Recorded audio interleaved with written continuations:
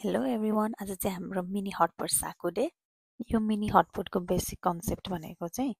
सबै खानाहरू चाहिँ राखेको हुँदो रहेछ बुफेट स्टाइलले अनि तपाईँले चाहिँ जति आफूलाई मन लागेको छ जुन भेराइटी चाहेको छ त्यो चाहिँ यो बकेटमा चाहिँ लिएर आउने रहेछ अब नुडल्सहरू राख्न मन लाग्यो नि राख्न सक्नुहुन्छ नभएदेखि नलिए पनि हुन्छ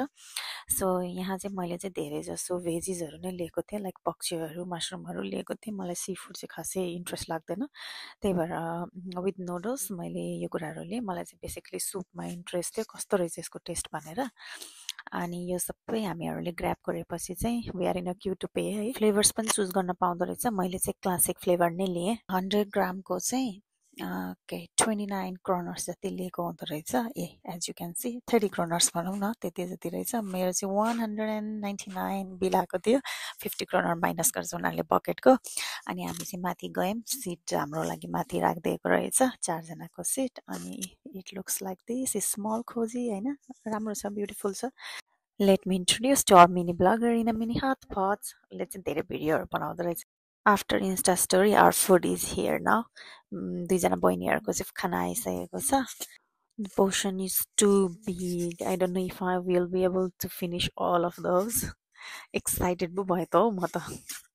के भन्छन् लुकिङ लाइक वाउ त्यस्तै भयो मेरो लागि त okay I am ready to attack the food now खाना खानुभन्दा अगाडि चाहिँ होइन मेरो बहिनीले ओके दिदी नाटक गरौँ न भन्यो अनि we were all ready to do natak so just accept our natak है we were so hungry from the morning कि हाम्रो खाना यति छिटो भ्यायो नि हामीहरूले हेर्नु न यहाँ इज अलमोस्ट एम्टी